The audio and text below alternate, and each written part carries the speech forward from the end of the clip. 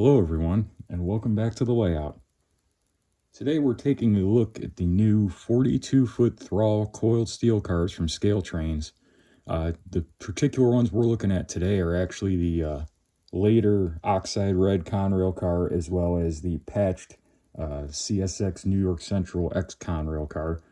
And these are pretty nice cars. This is the second time Scaletrains has done a Conrail coil car, at least these Thrall ones. The first run they did was all these gray ones unpatched from before CSX took them over. So sit back, relax, and enjoy as we take a look at these new coiled steel cars from Scaletrains.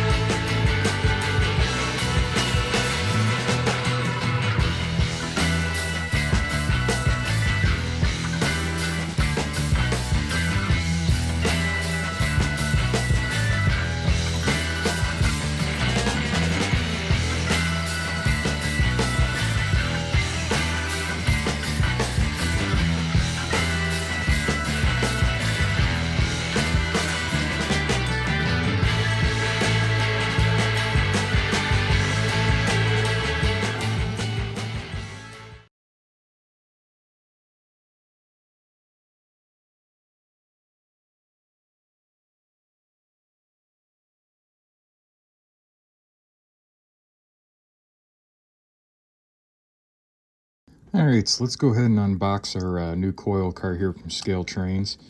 For these, they have the label sticker deal here on this end, and not mess that up. I always like to open them from the opposite end where there's no sticker, because sometimes you end up kind of goofing that a little bit trying to get that off. You'll end up tearing the sticker or messing it up. But yeah, the plastic cradle deal here inside a box, pretty typical kind of stuff here. We got some fun extra stuff here as well. We've got our manual for a coil car, kind of neat there. Gives you all the information on these cars, and then of course the stuff about the model there. And a big old parts diagram, kind of rare to see these anymore, but pretty cool for Scaletrains to have that in there, of course. All their information. And then we also have here, we have a little parts bag here with some extra bearing caps, some of these extra little deals here to hold the hoods on, as well as these little separator deals for in between the coils as well. And then on the bottom, of course, we have our decals for our coils. You have to install yourself onto the coils. The coils for this car are actually the weights, so if I remember right, there's like a certain order you have to put the coils in the cars for them to fit. I don't. Okay, here we go. We're gonna need this here in a minute, that way I know what goes where, because I remember it being kind of strange the way these fit in at least the first run of these. So we'll set that off to the side there. And of course here we have our clamshell type box, and did they tape it? They taped it closed. Would you look at that? It's been a while since I've gotten a Scaletrains car, so things like the box being taped closed, I didn't remember they did that. So we're just gonna try and pop this here, tape. Because of course I don't have a knife over here to do this the correct way, so we'll just, do what we gotta do and move forward. Like that top piece there, And of course, my personal favorite here, this whole plastic deal to hold the model. Always enjoy that. And our car will come out just like so right there. Whoa. Whoa, come back here. But there's our car. Initial impression is it's extremely light. I forgot how light these cars were without the weights in it. But let me go ahead and I'm going to get the other cars out of the box and check them all over. And we'll come back and we'll start taking a closer look at the details on these cars. All right, so now we have our car of a package. Let's go ahead and take a little bit of a look here at some of the details on this car. These are really, really highly detailed cars and about what you would expect from the Rivet Counter series from Scaletrains. We'll start off here with all of our end details. As you can see, you got your little coupler cut bar. We've got our Scaletrains metal proprietary coupler there, which looks pretty sharp. I mean, for it being like a non-KD coupler, it looks pretty good. I'd be curious to see how they operate in a train, etc. You have your little air hose here, which looks really sharp. You got your grab irons here on the ends. And as well as you have the stirrups here on the side. You have this etched metal walkway, which also looks excellent. And then up here on the actual car itself, we have these little guides here for the hoods. On the first run of these cars, you actually had to separately apply those. So it's kind of nice to see those already on here direct from Scaletrains instead of you, the model, are having to do that. You also have this little nib here in the middle to hold the hood in place. All of our little decaling and stuff is extremely legible too. You could zoom right in on all that, which I'll do in editing. Also have these grab irons here on the end of the car with little rings to hold them in place, which look really good. Now, I don't know if that's going to show up on camera or not, but like right there, I'm missing just a touch of paint right there. So that's a bit of a bummer, but when you weather a car like this, you're not even going to be able to notice that. So go ahead and we'll turn here our car sideways. Kind of take a bit of a look here from the side of the car. As you can see, you have your etched metal walkway, which for the most part is pretty flat. It has just a touch of waviness to it. But, I mean, when you're dealing with these walkways, I mean, you guys can probably just barely you kind of see it's very, very faint, the little bit of waviness it has. It's not much at all. As somebody that's tried to put these walkways on cars before, I know how much of a struggle it is just to get those to sit flat. And that little bit this has is enough to drive me nuts, really. So that overall looks good. And then we have on our trucks here, we have our rotating bearing caps on them there, Scaletrains wheels. And I'm going to go ahead and turn this to the underside here so you guys can see all this brake detail and rigging. That all looks pretty sharp. Now, one thing about these cars that I'm going to note while I have this turned over is the weight for these cars is actually the coil loads.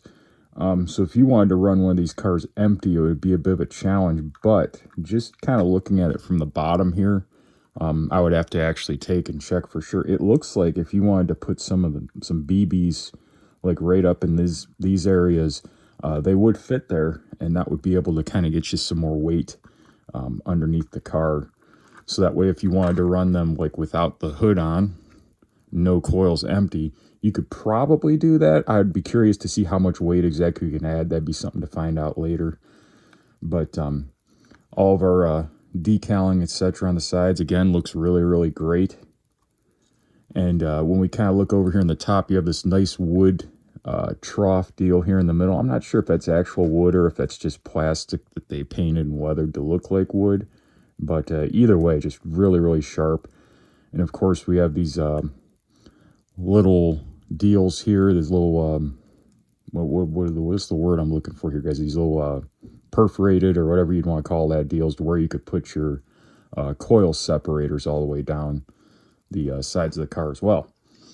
Now, these cars do come with these coil loads, which I'll go ahead and bring up here right now. We're going to go ahead and put in the car.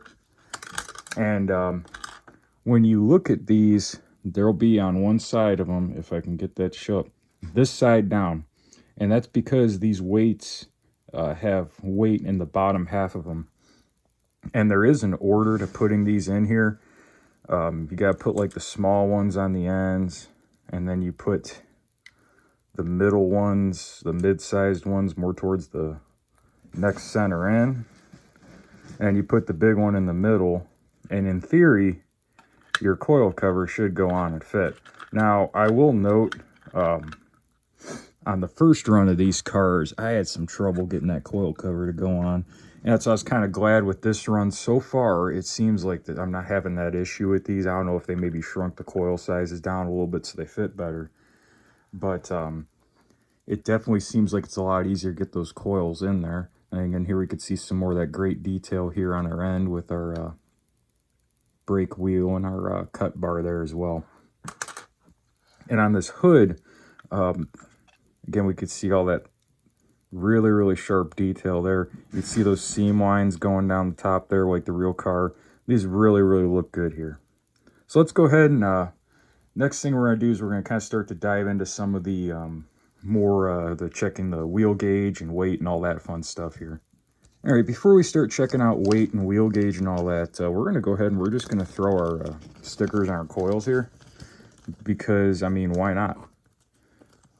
Medium coil, larger coil, small coil. So we'll go ahead and we'll start off with our big coil here. If I can get the dang sticker off, we will at least. There we go. So for these, you just take your sticker, you put it on there, and then you run it right around the coil like so.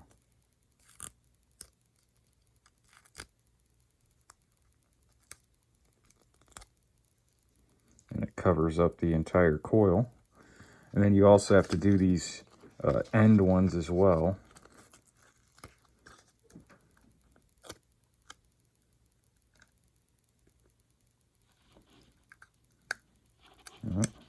If I can get the dang thing to sit on there right, I can. That's the challenge of doing these ends, is trying to actually get them to like center up and sit in the right spot. If there's one gripe I have with these cars, it's the stupid putting the stickers on the coils. I'll just say that flat out. I like the whole idea of the wrapped coils because it's different and nobody else does it. But I hate trying to put these end stickers on. It just, because the sticker is slightly smaller than the coil. So when you try to like center it up, you end up a little bit off on one side, and that drives me crazy. So I'm gonna go ahead and put the stickers on the rest of these, then we'll check weight, wheel gauge, coupler height, all the fun stuff. All right, so here you guys can see all the coils with the cover with the stickers on them now. Managed to fight my way through that without totally losing my mind. So go ahead and put our coil cover on. We're gonna go ahead and check out our old wheel gauge here and just see what we're looking at here. And we're good there if I can hold the dang thing in place long enough. We're also good there. And good again. And good again. So we're all good as far as wheel gauge goes here. Let's go ahead and bring our scale into the situation here. Alright, so you can see we have 0 ounces. Let's see what we got with the coils and coil cover. We have 4.16 ounces. If we take off our cover, that puts us at 3.77 ounces. And when we take our weights out, we really get down there and see a 1.20 or 1.27 ounces for our car weight with the no coils, no nothing. So you would definitely, when I say these cars are light, right out the gate with no weight in them or any, without the weights in them, I'm not kidding you guys, they are very light. So these are definitely a car you would want to run with the coil cover on and the coils in it.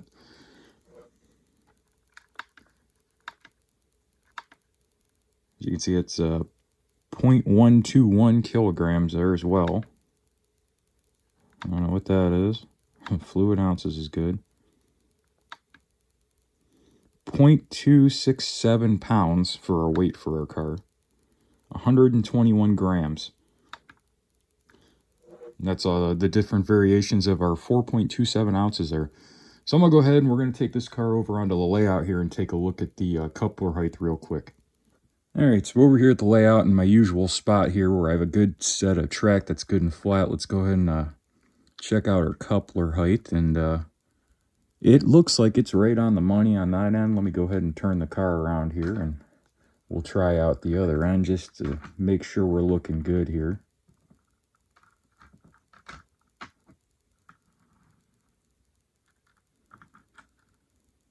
And we look pretty good on that end. Maybe it's a hair lower than the opposite end, but it's either way, it's plenty good as far as it's going to be able to couple's concerned. And of course, we got to do a little roll test here, see how well the car rolls.